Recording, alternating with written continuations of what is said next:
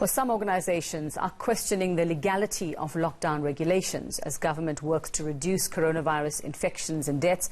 Experts caution that laws in place should be constitutionally compliant. Well, let's discuss this and how the COVID-19 crisis has changed the state of power and decision-making with Professor William Gumede. He's the Executive Chairperson of the Democracy Works Foundation. Prof. Gumede, very good morning and thanks for your time. Now, you held a webinar, or you were part of a webinar yesterday to discuss this very topic about the state of power during COVID-19 and how we're dealing with the pandemic and the lockdown as well. Just give us some idea of what were some of the main concerns that came out during your discussions about this.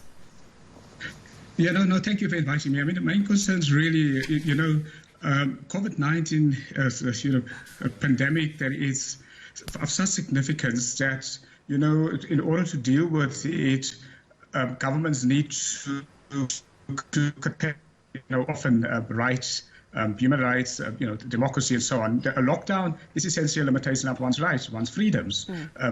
But now the problem is, how do we do that by balancing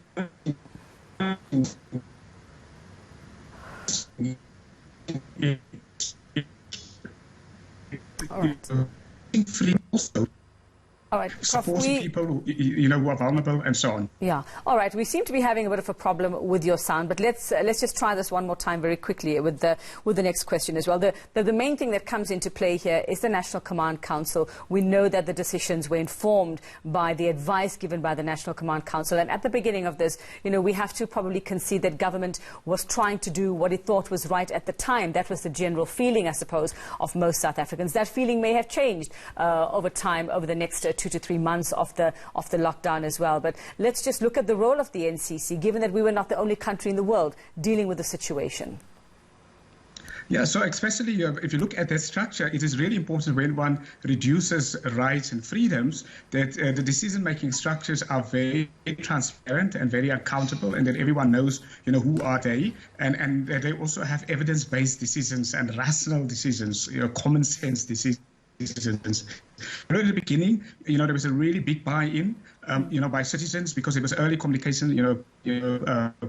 President Ramaphosa communicated well to people and so on. So later in the lockdowns, clearly there was a real change because some nonsensical decisions were made. People didn't understand why decisions are made and so on. So that really makes it very difficult often for people then to comply, or they're unhappy with the way decisions are made because they don't understand it.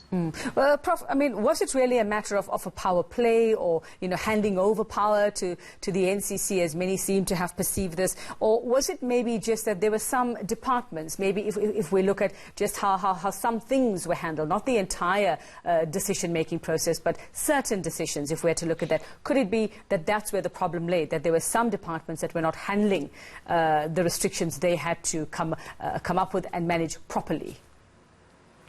Absolutely, because yes, I mean, a good thing, of course, of the council has been that the advisory committee also that advise government is, we had experts for the first time in a very long time advising government. In the past, decisions were just made on ideological basis.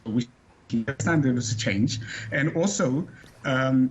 But you mustn't forget that although we had evidence-based decisions made at the top, the government was still the same government as it would be pre-COVID-19. Inefficiencies in departments. Just think about it.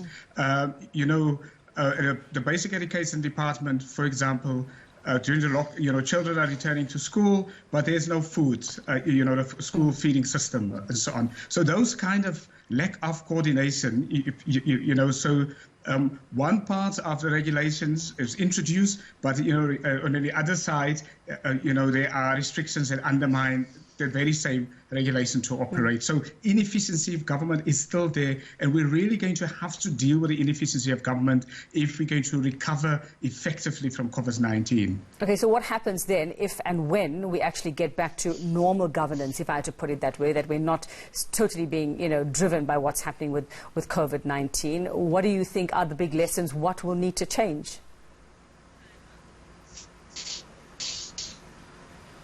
Evidence-based is always transparency in communication. We have to use the talents of all of South Africa.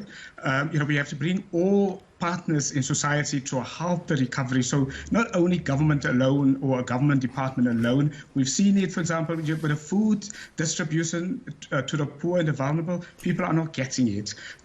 Because the state is driving it on its own and the state doesn't have the capacity. As we go forward, we must bring the private sector to help, we must bring civil society to help, and we must bring citizens to help government to deliver on services. That's going to be really important if we are going to get out of this the biggest crisis of our generation unscathed.